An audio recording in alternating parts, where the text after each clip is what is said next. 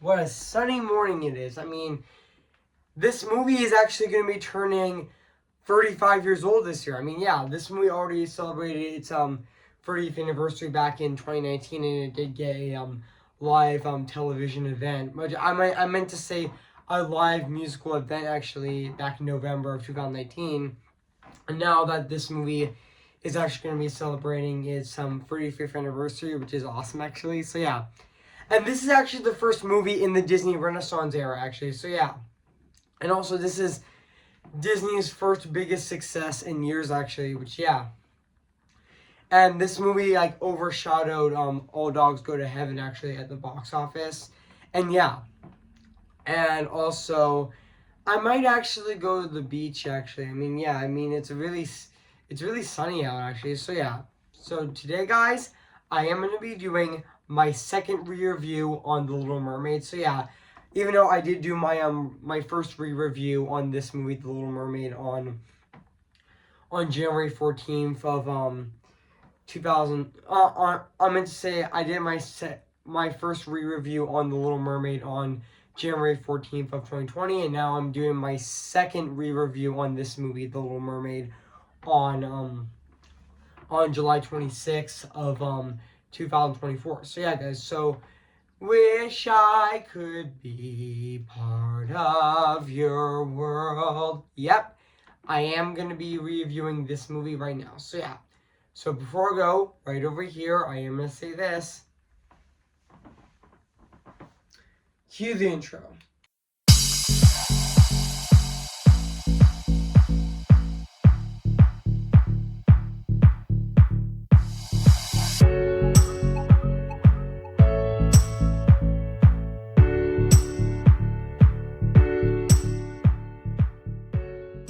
Okay, guys, this is it, and today I'm going to be doing my second review on this movie right now, today, actually. So, yeah, today, guys, we're going to be going under the sea, darling, it's better down when it's redder, take it from me. I can assure they work all day. How can the sun this lit away? Nobody floating under the sea. Yes, that's right. And today I'm going to be doing my second review on this movie right now, today actually. So yeah. So without further ado, I am going to be reviewing the second time on this movie right now, today actually. So yeah. Which I did review this movie back on I did my first review on this movie back on January 14th of 2020, and now I'm doing my second review on this movie today on July 26th of 2024. So yeah, guys, so without further ado, I'm going to be reviewing this movie right now, actually. So yeah. Hey guys, this is Evan's Disney's Animation Film Fanatic 2024 here in Shake Sweat, guys, and today I'm going to be doing my re-review, aka my second re-review on The Little Mermaid. Came in the year of 1989. So yeah, guys. So basically, what the plot's about in Disney's venging animated rebellious 16-year-old mermaid Ariel is fashioned with life is fashioned with life if on land, and also on one of her visits of the surface, which is a forbidden of the surface, which were forbidden by her encountering father, King Triton, she falls in love with a human prince, and determined with her new love. Ariel makes a dangerous deal with the sea witch Ursula to become human for 3 days, but when plans go rarely for the witch, Ursula becomes human. I meant to say for the all star, the star crossed lovers, the king must I mean the must take the ultimate surface of his daughter. So yeah, guys. So that's basically what the plot's about this movie. So yeah. So yeah, I did remember that this movie actually did came out on November 17th of 1989, and I know this movie is actually like 83 minutes long actually. So yeah, and it does have a $40 million budget actually. And also, fun fact, guys, this movie actually started the Disney Renaissance. I mean, yeah, The Little Mermaid is actually the movie that started the Disney Renaissance, which I really appreciate that actually. So yeah, and also fun fact, guys, Jeffrey Katzenberg warned the film would earn will earn less considering that it has less appeal. It's attended to female viewers, but Jeffrey Katzenberg was actually wrong actually, which he eventually became convinced that it would be Disney's first blockbuster hit, and it was actually. Which yeah, I mean this movie became a massive hit actually, and it actually revived the Disney company actually, and went into the Disney Renaissance actually. Which yeah, and yeah, I'm gonna read the production history on this movie actually on the internet actually right now. So yeah, which I'm gonna do it right now actually, which I bet it's on here somewhere actually, which just give me a sec, guys. Oh, there it is. Okay, the production, which and also fun fact, guys. The Little Mermaid was originally planned as one of Walt Disney's earliest feature films, as opposed to package films. That as a package film featuring vignettes of Hans Christian Andersen tales, and also development soon started after Snow White and the Seven Dwarfs in the 1930s, but it was canceled due to various circumstances. Which yeah, which yeah that yeah, which even though Disney has adapted fairy tales the Rose Grimm or whatever, but they haven't even adapt they haven't even adapted Hans Christian Andersen yet. Even though, fun fact, originally that Hans Christian Andersen biopic was supposed to have animated segments from Walt Disney, but that didn't happen because of what happened. And so yeah, you know what happened. Yeah, World War II actually happened. Actually, that had that plan to have those plans canceled. So yeah. And now let's go into the other part, which in 1985, Ron Clements became interested in adapting The Little Mermaid, while serving as the director of The Great Mouse Detective, alongside John Musker. But Clements discovered that the Hans Christian Andersen tale, while browsing through bookstore, believing that the story proved idea base is before an animated feature, and also keen to create an animated movie look underwater, and also yeah, and even as a fun fact, guys, Clements actually wrote a 2-page treatment of The Little Mermaid at Wilmington Studios to Jeffrey Katzenberg, to a Gone Show, suggesting an idea that passed. But also suggesting the idea, but Jeffrey Katzenberg actually rejected it because at the time the studio was in development on a sequel to Splash, and felt like The Little Mermaid would be too similar to that project actually. So yeah, but the next day, Jeffrey Katzenberg did approve the project because honestly he did like the idea actually. But yeah, and also, even though also Jeffrey Katzenberg would approve other ideas like a possible, like alongside Oliver and Company, and also while in production in the 80s,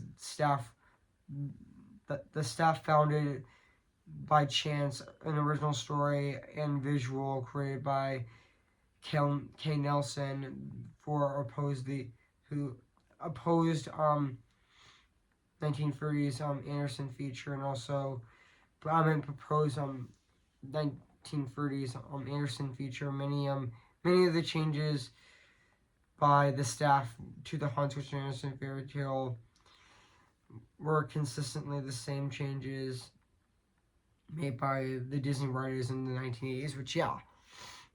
And also, yeah, I mean, fun fact, guys, I mean, The Little Mermaid was actually the first Disney movie to actually, even though it did use caps a little bit in this movie, but the next movie, Wrestlers Down Under, would fully use caps, actually, which, yeah. But, yeah, I think even though that year, Ron Clements and John Musker expanded the two-page into a 20 draft from rough script, and also amending the role of embracing the role of the mermaid's godfather, grandmother, and bearing the role of mermaid's grandmother, and expanding the Mer King, and also expanding the Mer King and the Sea Witch, actually, even though the Sea Witch didn't have a name in the movie, but in the original Hans Christian Andersen tale, but she did have a name in the movie with Ursula. So yeah. However, the plans were mortally shelved as Disney were focusing their attention on Who Framed Roger Rabbit and Oliver and Company as more immediate release, and also in 1987, songwriter Howard Ashman, who became hired with developing of the story of The Little Mermaid after he asked to commit a song for Oliver and Company. He opposed a major character. Fun fact: Sebastian was originally going to be called Clarence, which is an English butler club, to a Jamaican crab, with Sebastian also shifting the music style throughout the film to reflect Broadway, actually, which, yeah. And at the time, Jeffrey Katzenberg, John Musker, and Ron Clements, and Howard Ashman revisited the story elements of The Little Mermaid that would The Little Mermaid, a musical with a Broadway style story structure, and also with song sequences serving as tempos of the film, and also Howard Ashman. Also, fun fact, guys, originally Jeffrey Katzenberg wanted to remove part of your role because it just slowed down the movie, similar to how the MGM executives tried to remove Somewhere Over the Rainbow from The Wizard of Oz. I mean, they took that out of the movie, but they added it in the last minute because to improve the film, actually, and that the song became a massive hit. But yeah, but also the song Part of Her World was almost removed, actually, but thankfully it wasn't, actually. Even if it was removed, that would have not gave Ariel that much depth, actually. But this song definitely, this song Part of Your World definitely did give Ariel a lot of depth, actually. So yeah, but Glenn Keane, but the main reason why Jeffrey Katzenberg really wanted to remove that song, because of the poor reception it got from kids, because they were really bored and they were really restless, actually, and just very exhausted, actually, and really bored. But yeah, that Jeffrey Katzenberg convinced the executives to cut out the song Part of Your World, but Glenn Keane actually said, but the Disney executives were please, keep it in, because it's an important moment for Ariel. But Glenn Keane stepped in and said, "Hey, Jeffrey Katzenberg, can you please, that song has to stay, actually, because it's important to Ariel's character development. And without that song, she won't have that much depth. But yeah, but Jeffrey Katzenberg said, okay, I can put it in. I can actually we can actually keep that song in. And after animating color, the test screens went really well actually. So yeah, and even though yeah, and also yeah, excuse me guys, and also yeah, and also yeah, like. And also, fun fact: the underwater sequences in the Little Mermaid, um, required Disney's most sound effects and some Anastasia and Pinocchio actually, and also effects animation supervisor Mark Dindal was established over 1 million bubbles for that were drawn for the film actually, which yeah. Also, there was some computer animation in the movie, which yeah. And also, fun fact, guys, this was actually the final moment the studios movie to have hand painted cells actually, which yeah. But the Rescuers Down Under the following year would actually have entirely in caps actually, which yeah. Excuse me, guys, I just burped actually, so yeah. Excuse me, guys, so yeah. And now back onto this movie, so yeah. So yeah, guys. I mean, yeah. I know that in before. So yeah, guys. So what do I think of this movie? I have to say, this is definitely a fantastic movie to start the Disney Renaissance. I mean, yeah. This is also definitely my favorite movie of the '80s, actually. And yeah, I just absolutely adore this movie. I mean, yeah, this might actually be my favorite Disney Renaissance movie. And yeah, and it still is actually. I mean, Little Mermaid.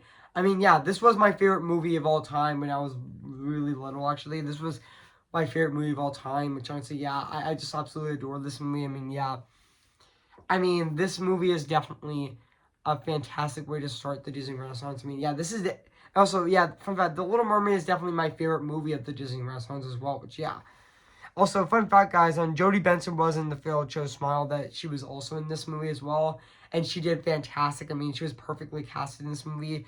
Even though, yeah, Halle Bailey did play Ariel in the live action remake of The Little Mermaid, and also, yeah, which I also thought she was really great in that film as well. Which, even though I would consider the live action remake of The Little Mermaid to be one of the better Disney live action remakes, along with Cruella and the live action Cinderella actually. So yeah, but honestly, yeah, and also fun fact, guys. Also, Jodie Benson didn't also voice Ariel. She also voiced Vanessa as well, even though she had a few lines actually.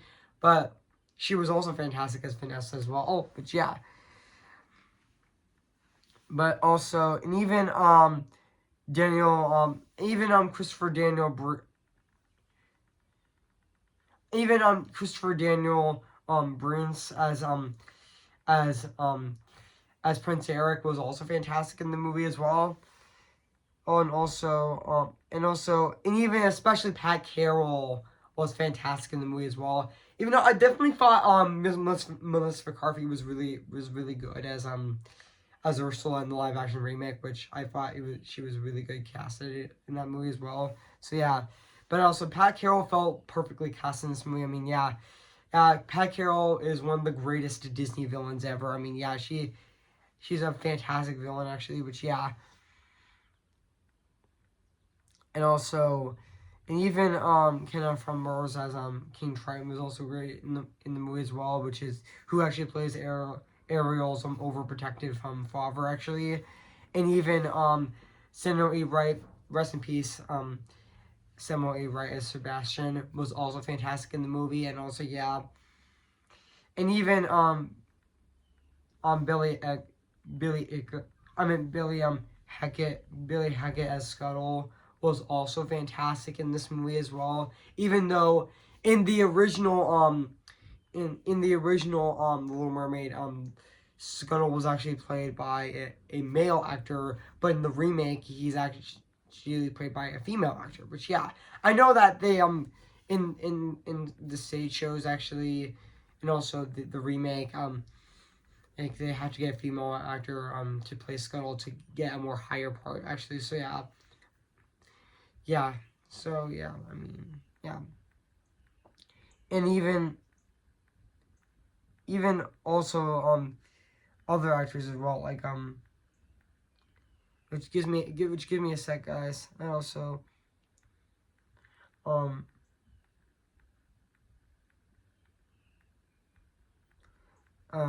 yeah. Also yeah. Oh, I forgot to mention Jason Mason as Flounder was also great in the movie as well. Yeah, which is actually fun fact, Flounder is actually um Ariel's Ariel's sidekick actually. But yeah. And also, yeah. I mean, yeah. I mean, this movie is actually based on the Hans Christian Andersen fairy tale, but even though in the original fairy tale it was actually much more sadder, which I know that in the original fairy tale of the Little Mermaid, the Little Mermaid was actually sad and heartbroken that Eric is made to another woman. That Eric is made to another woman, and but the Little Mermaid tried to kill on the tried to kill Eric to actually go to turn her back into a mermaid, but that she didn't want to. But and then she went into the ocean and she turns to sea fun. That was honestly a really sad fairy tale. Which but in the movie, the Little Mermaid it's a lot more happier. Actually, it has a more happy ending where where Ariel gets married by Ariel gets married by Prince Eric at the end of the movie. Which yeah. So yeah, I mean, even though there are scenes of Scuttle with I know there are scenes of Scuttle in the movie, in which there's that Jingle Hopper scene that which we all remember that was really iconic actually. You know, even the dinner scene was also really good as well. And even there was a scene where Ariel gets her human rays. But fun fact, when Ariel gets her legs become wobbly, which yeah. But in the original fairy tale, when she gets her legs were painful, actually, sure. And even the final battle was also fantastic in the movie as well. And also, fun fact, guys, the final battle of the Little Mermaid was inspired by Die Hard, which honestly, yeah, it definitely had that Die Hard vibe to it, actually. Which honestly, yeah. And also, yeah, even there's a scene in the market actually, and also the town in this movie as well. And there was a scene where um where Ariel's trying like new stuff actually, which honestly, yeah. And also, yeah. And even there was a scene where Ariel actually saves Eric from drowning, which from a yeah, yeah. Also, there was a scene in this movie where Ariel actually saves Prince Eric from from the destroyed ship actually, which honestly, yeah, which was really great actually. So yeah. And now let's talk about the music and the score of this movie, which is actually composed by Alan Menken, actually, who did the songs of the movie and also did the movie score. Which honestly, I thought the score in this movie is absolutely beautiful and really phenomenal at the exact same time. And I mean, yeah, songs like "Part of Your World," which is definitely my favorite song in the movie, and also "Poor Unfortunate Souls," "Lepra Soul," even though that wasn't in the remake actually. So yeah. But also, yeah, and also Fathoms Below, which is the opening song of the movie, and also yeah, and also the song Under the Sea, which is really catchy actually. So yeah, and even the reprise of Part of Your World, we do remember that iconic shot of Ariel on this rock singing "Part of Your World." That song's really iconic. That shot's really very similar to that Hans Christian Andersen statue in Denmark, actually. Which, yeah. And yeah, I mean, yeah, like, and even the song "Kiss the Girl" was also fantastic, and also, yeah. And yeah, all the songs in this movie are definitely fantastic. I mean, yeah.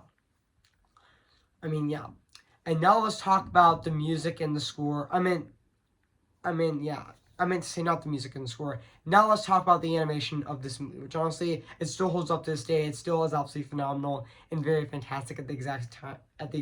I mean, yeah, I love how colorful it is. I mean, yeah, I love how the underwater in this movie looks fantastic. I mean, the underwater in this movie definitely does look really colorful and really beautiful, actually, especially King Triton's kingdom under the sea, which also looks fantastic.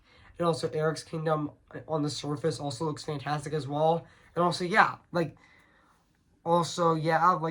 and even fun fact, guys, this movie was released on VHS on May 18th of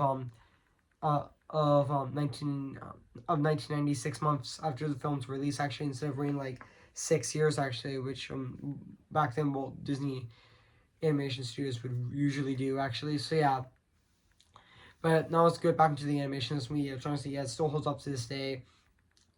35 years later, should I say, 34 years later, 44 and a half years later, it still is absolutely phenomenal. It still looks absolutely phenomenal and really fantastic at the exact same time. So yeah, guys, so yeah, I mean, yeah, even though this movie hasn't turned 35 years old yet, but it will on November 17th of 2024. But yeah, I mean, happy 35th anniversary to this movie, actually. So yeah, guys, so overall, guys, I have nothing else to say about this movie, The Little Mermaid. So yeah. So yeah, guys, so if you haven't seen The Little Mermaid, we've been highly recommended. So yeah, it is streaming on Disney Plus. So yeah, guys, so yeah, this might actually be one of my longest reviews of this year. So yeah, guys, so I am going to give The Little Mermaid 10 out of 10 spectacular.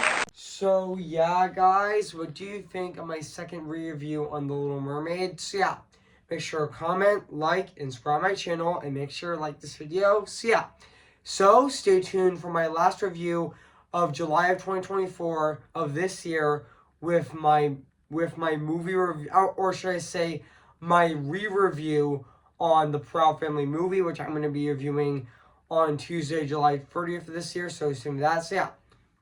So yeah, guys. So before I go, I am going to sing for you guys. So yeah. Who's your favorite fearless hero? Who's your favorite fearless hero? We don't talk about Bruno, no, no, no. We don't talk about Bruno. But it was our wedding day, we're getting ready, and there wasn't a cloud in the sky. Not just a loud in the sky. Bruno walks in with a mischievous grin. Thunder, you're telling the story, or am I? Sorry, I got it wrong. Bruno says it looks like rain. I need talent for you doing so. He floods my brain. An umbrella, married in a hurricane. Well, I draw the same, but anyway, we don't talk about Bruno, no, no, no. We don't talk about Bruno. Remember me, though I have to say goodbye.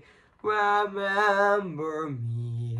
See the line where the sky meets the sea. It calls me, and no one knows before it goes if the wind in my sail on the sea stays behind me.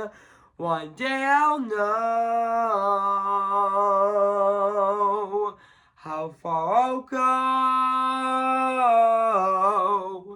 Oh, I'm just Ken. Anywhere else I be attend. Is it my destiny to live in barren life on perpetuity? I'm just Ken. Anywhere else I see is a friend. Wouldn't it take for her to see the man be highlighted and fight for me? Okay, guys, I'll see you guys in my next review. So yeah, guys, so I'll see you guys later, and bye.